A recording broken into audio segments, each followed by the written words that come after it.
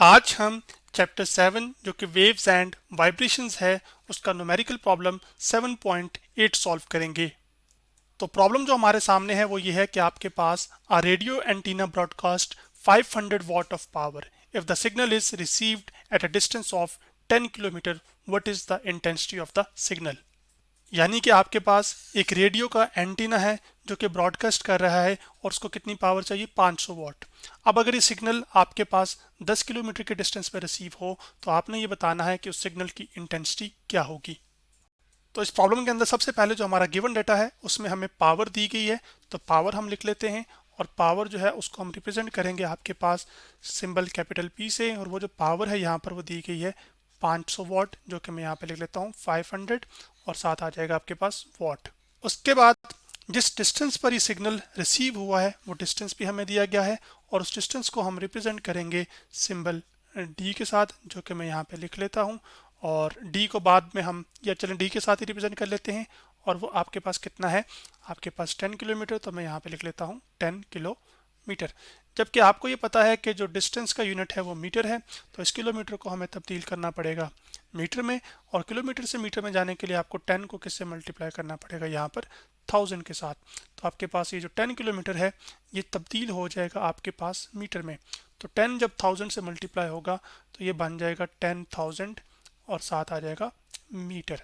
अब हम आगे बढ़ते हैं। अब जो अगली चीज़ है वो ये है कि आपके पास पावर और डिस्टेंस दिया हुआ था, हमने ये कैलकुलेट करना है कि जो इंटेंसिटी है वो कितनी होगी, किस डिस्टेंस पर, 10 किलोमीटर के डिस्टेंस पर। इस इंटेंसिटी को हम रिप्रेजेंट करते हैं सिंबल कैपिटल आई के साथ, जो कि मैंने यहाँ पे कर दिया है। और अब ये हमारे पास एक क्वेश्चन मार्क है, यानी कि हमने इसको फाइंड करना है। अब आप ये जानते हैं कि पावर क्या होती है, वो work done per unit time को हम कहते हैं, जबकि इंटेंसिटी किसे कहते हैं, कितनी पावर ट्रांसफर हो रही है किसी एरिया को या किस में से ट्रांसमिट हो रही है कितनी पावर किसी एरिया में से। तो वो जो पावर है आप उसको रिप्रेजेंट करते हैं सिंबल पी के साथ, जो कि मैं यहाँ पे कर रहा हूँ। जबकि जो एरिया है आपके पास उसको आप रिप्रेजेंट करते हैं सिंबल ए के साथ।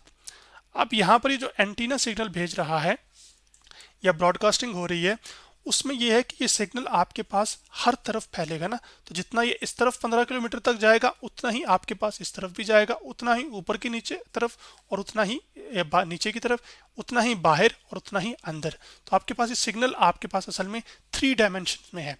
तो आपके पास हर तरफ जाएगा तो आपके पास इक्वली जाएगा, तो ये आपके पास एक स्फेरिकल शेप फिर इख्तियार करेगा। तो यहाँ पर फिर जो एरिया होगा हमारे पास वो किसका आएगा, वो एक स्फेरिकल शेप का आएगा।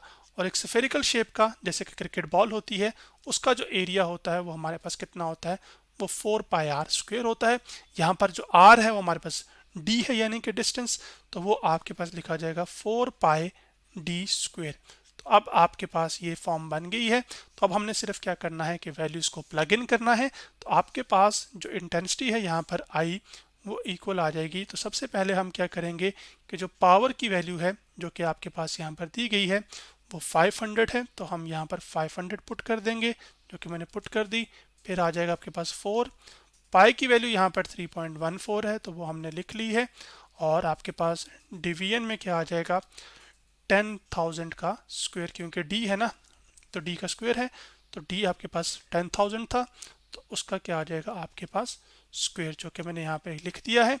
अब हमने क्या करना है कि सिंपल कैलकुलेटर का हम इस्तेमाल करेंगे और हमारी जो रिमेनिंग कैलकुलेशन है वो हो जाएगी। तो उसको करने के लिए सबसे पहले आप देखिए, मैं कैलकुलेटर पर जाता हूँ, यहाँ पे क्लियर करता हूँ, तो 10,000 में लिखता हूँ यहाँ पर आपके सामने और उसका मैं कर देता हूँ स्क्वायर। तो आपके पास ये आ गया, तो ये आपके पास आया है 10 करोड़। और 10 करोड़ को आप लिख सकते हैं 10⁻⁸।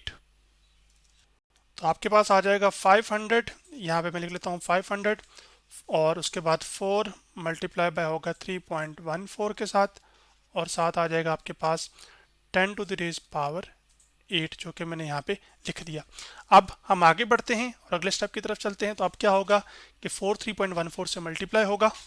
तो चलें कैलकुलेटर पर मैं कर भी देता हूँ। तो 4 को मल्टीप्लाई कर लेते हैं 3.14 के साथ, तो जवाब आ गया 12.56। तो हम क्या करेंगे कि 500 को डिवाइड कर देते हैं 12.56 के साथ, तो आंसर हमारे पास आ गया 39.8। तो जो इंटेंसिटी है हमारे पास जिसको मैं आई कह रहा हूँ वो आपके पास ये रिप्रेजेंट कर रहा हूँ आई से, वो कितनी आ जाएगी, वो आ जाएगी 39.8 मल्टीप्लाई बाय आपके पास ये 10⁻⁸ जब नीचे से ऊपर जाएगा तो इसकी जो पावर है वो आपके पास नेगेटिव हो जाएगी, तो ये नेगेटिव आ जाएगा। जबकि जो इंटेंसिटी का यूनिट है वो हमारे पास क्या होता है, वो वॉट पर मीटर स्क्वायर होता है, जो कि मैं यहाँ पे लिख रहा हूँ। अब उसके बाद हम क्या कर सकते हैं कि इसको साइंटिफिक नोटेशन में लिख सकते हैं। अब ये 10⁻⁻ में लिखा हुआ है, लेकिन साइंटिफिक नोटेशन में ये होता है कि आपके पास जो डेसिमल है वो फर्स्ट नॉन जीरो डिजिट के बाद आना चाहिए, और यहाँ पर जो फर्स्ट नॉन जीरो डिजिट है वो आपके पास 3 है, तो डेसिमल आपके पास एक प्लेस शिफ्ट होगा, जो कि आ जाएगा 3.98 मल्टीप्लाई बाय आपके पास 10⁻⁻⁻8 +1 इस वजह से क्योंकि डेसिमल आपके पास राइट से लेफ्ट एक प्लेस शिफ्ट हुआ है, तो उतनी पावर पॉजिटिव में आ जाती है। तो चूंकि दोनों की बेसिस सेम होनी थी, तो इस वजह से मैंने पावर्स को क्या कर दिया, ऐड, और -8 +1 कितना दे देगा आपको, ये आपको दे देगा -7। तो आपके पास ये आएगा 10⁻⁻7, जो कि मैं यहाँ पे लिख रहा हूँ, और साथ आ जाएगा वॉट पर मीटर स्क्वायर, जो कि मैंने यहाँ पर लिख दिया। तो आज हमने क्या किया कि हमने चैप्टर 7 जो कि वेव्स एंड वाइब्रेशंस था, उसका न्यूमेरिकल प्रॉब्लम 7.8 सॉल्व किया।